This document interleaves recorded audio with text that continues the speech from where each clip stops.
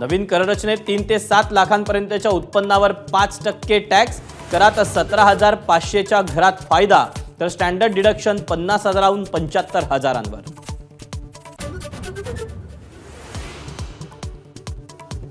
Mobile phone, charger, electric वाहनं, कॅन्सरची औषधं, सोलार पॅनल स्वस्त होणार, तर आयात शुल्क कमी करण्यासह बजेटमधील इतर तरतुदींचा सकारात्मक परिणाम.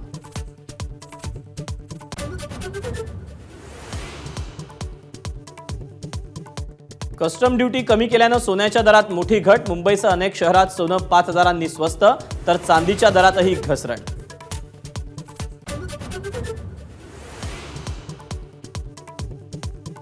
राज्यातलं पुढचं सरकार भाजपच्या नेतृत्वात येणार, चंद्रशेखर बावनकुळेंचं भाकीत.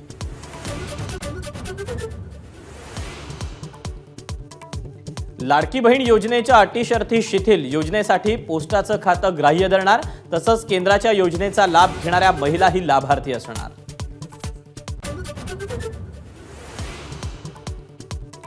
मंत्रिमंडळ बैठकीत उपमुख्यमंत्री अजित पवार संतापले. आशा सेविकांसाठी वाढीव निधी मागितल्यानं दादांचा पारा चढला.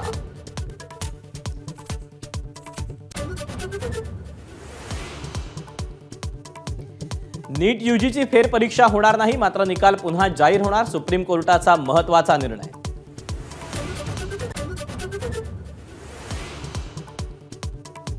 वादग्रस्त आयएएस अधिकारी पूजा खेडकर नॉट रिचेबल.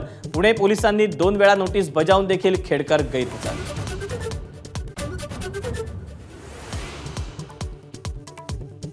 बेवारस रुग्णांवर उपचार करून त्यांना निर्जनस्थळी सोडणाऱ्या ससूनच्या डॉक्टरांना दणका. 2 जणांवर निलंबनाची कारवाई. वंचितनं उघड केला धक्कादायक प्रकार.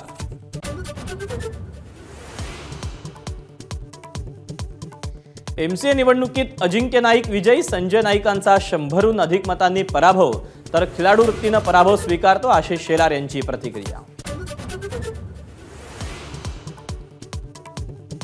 कोल्हापुरातल्या सर्वच नद्यांच्या पाणी पातळीत वाढ. अनेक ठिकाणी वाहतूक ठप्प.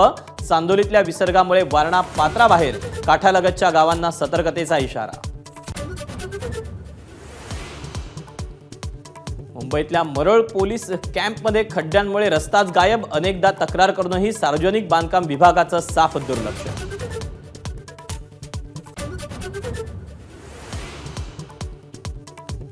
गुरुपौर्णिमेच्या उत्सवात 3 दिवसात साईंच्या चरणी 6,26,00,000चं दान.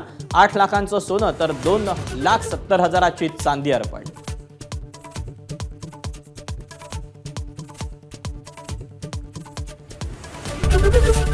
एबीपी माझा, उघडा डोळे बघा नीट.